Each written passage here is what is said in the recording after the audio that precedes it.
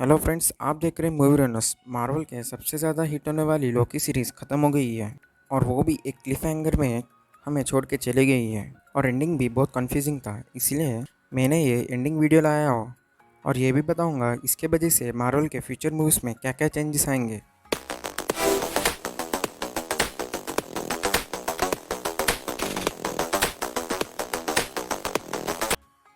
Marvel ने यहाँ पे एक अच्छी सी ट्रिक प्ले की है। उसने दो तरह की स्टोरीज़ को कंबाइन कर कर नई सी स्टोरी क्रिएट किया है, जहाँ पे पहली स्टोरी में ही हू रिमेंस नाम का एक बंदा होता है जिसने टीवीए को क्रिएट करने की कोशिश की है, पर वो टाइम ट्विस्टर्स को बना लेता है। एक्चुअली उनका काम होता है कि टाइमलाइन को प्रोटेक्ट करना ब्रांचेस क्रिएट होने से, पर वो बहुत ईविल होते हैं, इसीलिए वो पास्ट में जाके पूरा पास्ट डिस्ट्रॉय कर देते हैं। उसी वक्त थॉर और जेन फॉस्टर आके उसका मदद करते हैं और उन्हें रोक देते हैं, और उसके बाद वो टीवीए को क्रिएट करता है और टाइम कीपर्स को भी टाइमलाइन को प्रोटेक्ट करने के लिए। और फिर नेक्स्ट स्टोरी में साइंटिस्ट होता है जो 30वीं सेंचुरी में रहता है और उसे एक टाइम मशीन मिलती है, जिसके वजह से वो गलती से टाइम ट्रैवल करके पास्ट में आ जाता है और वो अपनी टेक्नोलॉजी से वहाँ पे रूल करना शुरू कर देता है। और उसके बाद कई सारे प्रॉब्लम्स की वजह से वो फिर से टाइम ट्रैवल करता है और अपने टाइम में जाने की कोशिश करता है, पर फिर से टाइम ट्रैवल काम नहीं करता है और वो उसे 40वीं सेंचुरी में ट्रांसफ़र कर देती है। और वहाँ पे एक बड़ी सी वॉर चल रही होती है, जहाँ पे सारे वेपन्स टूट गए थे और सब कुछ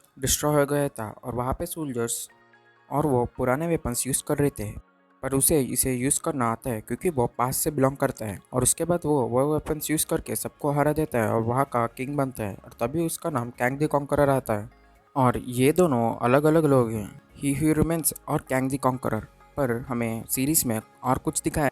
ये दोनों स्टोरी को मिक्स कर कर एक नई सी स्टोरी क्रिएट की, जहाँ पे जब सिल्वी और लोकी उसके पास जाते हैं तो तब वो अपना स्टोरी बताता है कि वो 30वीं सेंचुरी में एक साइंटिस्ट था, जहाँ पे उसे मालूम पड़ा कि अपने जैसा और कई यूनिवर्स है, और उसी टाइम में उसके अलग वर्शंस को भी यह बात पता चली और वो सब लोग मिल रहे थे और अपनी टेक्नोलॉजी और नॉलेज शेयर कर रहे थे। थोड़ी देर के बाद उसके अलग वर्शंस को दूसरे को यूनिवर्स कॉन्कर करना चाहते थे, इसीलिए वो सब लोग लड़ना चालू कर देते हैं और एक दूसरे को मारना शुरू करते हैं। और उसी टाइम में से एक क्रीचर मिला जिसका नाम है अलाइथ। वो उस क्रीचर को कंट्रोल में ले लेता है और उसके मदद से वो बाकी सारे टाइमलाइन को डिस्ट्रॉय कर देते हैं और एक ही टाइमलाइन क्रिएट करता है। और उन्हें प्रोटेक्ट करने के लिए वो टीवीए को क्रिएट करता है और उसने सारे लोगों का डेस्टिनी फिक्स कर दिया है। अगर कोई भी उस डेस्टिनी से कुछ अलग करेगा तो उसे टीवीए पकड़ेगा और उसे प्रून कर देगा। पर उसे भी फ्यूचर सिर्फ एक पॉइंट तक ही मालूम है, उसके बाद क्या होगा उसे भी नहीं मालूम है। और वो ये काम करते करते थक गया है, इसीलिए वो रिटायर्ड होने की सोचता है। इसीलिए वो लोकी और सिल्वी को चूज़ करता है उसके बाद रोल करने के लिए। और वो बोलता है अगर वो उसे मार डाले तो तभी फिर से फ्यूचर में उसके सारे वेरिएंट्स एक दूसरे से मिलते हैं और फिर से टाइमलाइन वॉर चालू हो जाएगा, और फिर से वो अलाइथ की मदद से सारे टाइमलाइंस को डिस्ट्रॉय कर कर एक नई सी टाइमलाइन क्रिएट करेगा और फिर से इसी पॉइंट तक पहुंच जाएगा। वो बोलता है ये पूरा एंडलेस साइकिल है, और यहाँ पे उसे भी नहीं मालूम था फ्यूचर क्या होगा, इसीलिए वो लोकी और सिल्वी को फेट डिसाइड करने के लिए छोड़ देता है।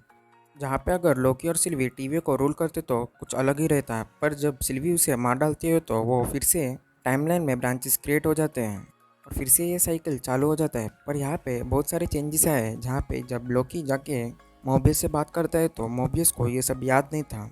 मतलब इन सारे लोगों का मेमोरीज पूरा रिसेट हो गए थे, और हेडक्वार्टर्स के बीच में टाइम कीपर स्टैचू के जगह ही ह्यू रिमेन का एक अलग वर्जन का स्टैचू है, और वो स्टैचू के ड्रेस को देख के लगता है ये कैंग द कॉन्करर है। मतलब ये पॉसिबिलिटी हो सकती है कि जब सिल्वी ने उसे मार डाला तो फिर से साइकिल चालू हो गया था, और जब उसके अलग वेरिएंट्स एक दूसरे से मिले तो लगता है कैंग ने सबको हरा दिया होगा और अब वो टीवी को कंट्रोल कर रहा है, और इसके वजह से मोबियस को लोकी याद नहीं है। मतलब ये बताया गया है कि ही ह्यू रिमेन्स और कैंग द कॉन्करर एक ही है, पर वो दोनों एक अलग अलग यूनिवर्स को बिलोंग करते हैं, जिसके वजह से उनका पर्सनैलिटी और बिहेवियर दोनों अलग है।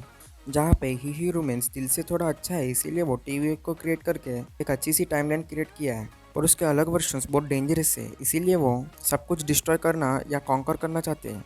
और कॉमिक्स में भी जब कैंग बहुत बार टाइम ट्रैवल करता है, जिसके वजह से वो अपने ही खुद के बहुत सारे वेरिएंट्स बनाता है या वर्जन्स क्रिएट कर देता है।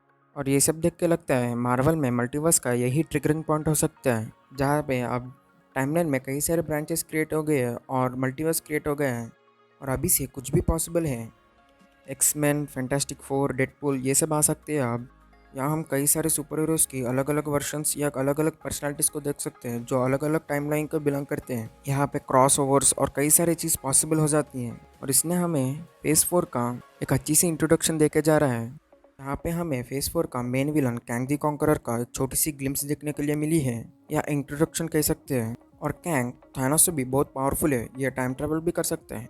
और जब मेन टाइमलाइन में अलग अलग ब्रांचेस क्रिएट हुए हैं, लगता है इसके वजह से ही हम नो वे होम में स्पाइडरमैन के अलग वर्जन्स देख सकते हैं। और doctor strange multiverse of madness भी इसके बेस्ड ही होगा और लगता है उसमें डॉक्टर स्ट्रेंज ये सब को ठीक करेगा, मतलब इन सारे चीज़ों को एक लाइन में रखेगा। और आगे एंटमैन एंड द बॉस क्वांटमनिया में हमें कैंग द कॉन्करर विलन जैसा दिखेगा। लगता है यही एक मेगा शोडाउन हो सकता है। अब हर दिन मार्वल अपना यूनिवर्स और अपने एक्सपेक्टेशंस को बहुत बढ़ा रहा है, देखेंगे आगे क्या होएगा। इसीलिए ये चैनल को सब्सक्राइब कीजिए और इस वीडियो को लाइक दीजिए और अपने फ्रेंड्स के साथ शेयर कीजिए। थैंक यू दोस्तों, मिलते हैं अगले वीडियो में।